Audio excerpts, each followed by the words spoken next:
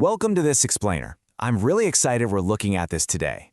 If you follow the education space at all, you know there's a massive shift happening right now. Today, we're focusing squarely on the KHDA. That's the Knowledge and Human Development Authority and their brand new School Teacher Recruitment and Mobility Policy Guidelines for 2025. Look, whether you're an aspiring educator wanting to move to the UAE, a veteran teacher already in Dubai, or maybe a school leader managing recruitment, this explainer is going to be your ultimate roadmap. We're going to unpack exactly what these new regulations actually mean for your career. You know, it's just amazing to look at Dubai's booming education sector right now. Educators from literally all walks of life are stepping into these incredibly modern, vibrant schools. But as you can imagine, with rapid growth comes the need for really rigorous quality control. The KHDA is making a massive, ambitious push to establish equitable, exceptionally high-standard teaching across every single private school in the Emirate.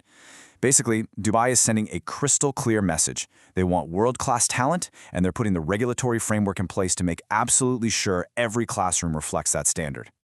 So, here's our roadmap for today. We'll be looking at 1. Dubai's 2025 teaching rules, 2. Getting hired and qualified, 3. The Teacher Code of Conduct, 4. The strict 90-day rule, and finally, 5. Exiting and sector stability.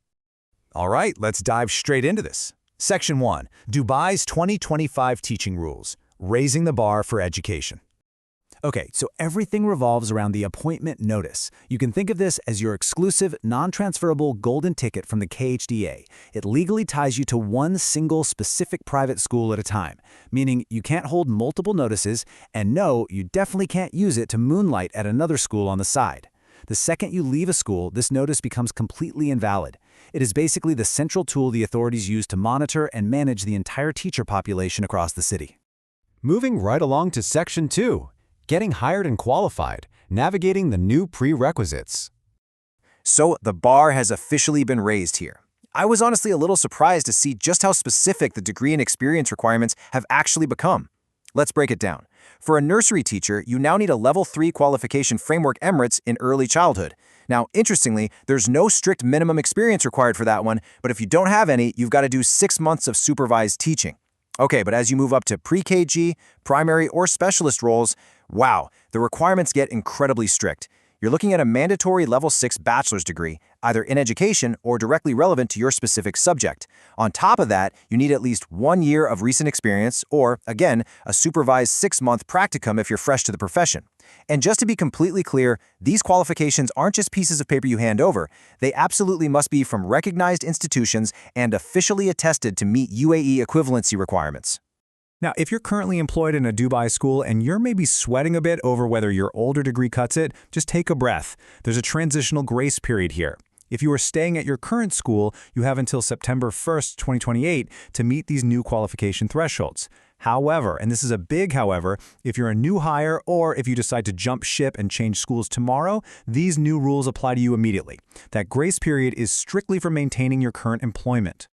Okay, so let's say you have the qualifications. Great.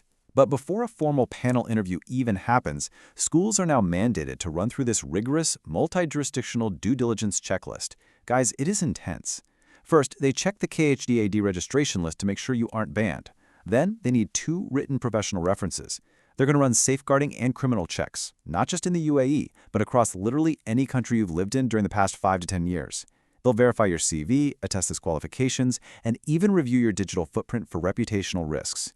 Basically, they're going to check everything short of your kindergarten report card before you even sit down with the principal. And all of those extensive checks, they lead to achieving what's called good standing. This isn't just a nice to have, it's a strict legal requirement. It combines your legal residency, your verified education, multiple police clearances, and an absolutely spotless disciplinary and safeguarding record. The school actually has to formally write a letter confirming you've met all these criteria before you can legally step foot in the classroom.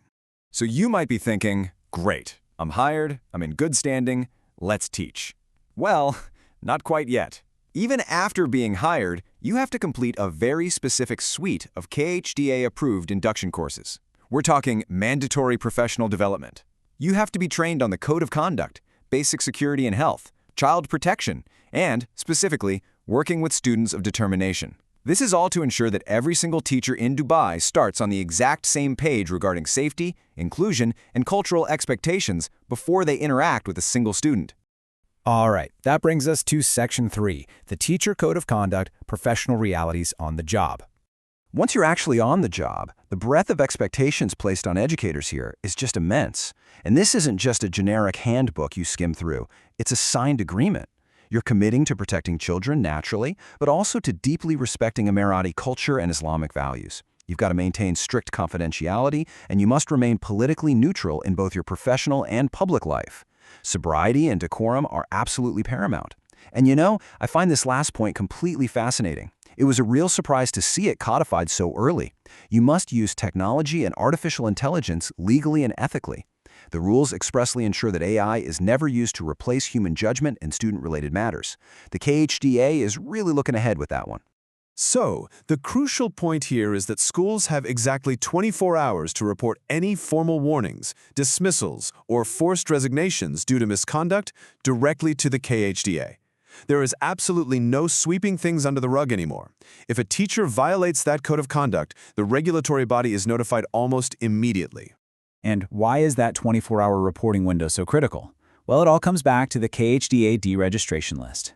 This really highlights the incredibly severe stakes of violating the code of conduct, especially when it comes to safeguarding or professional integrity.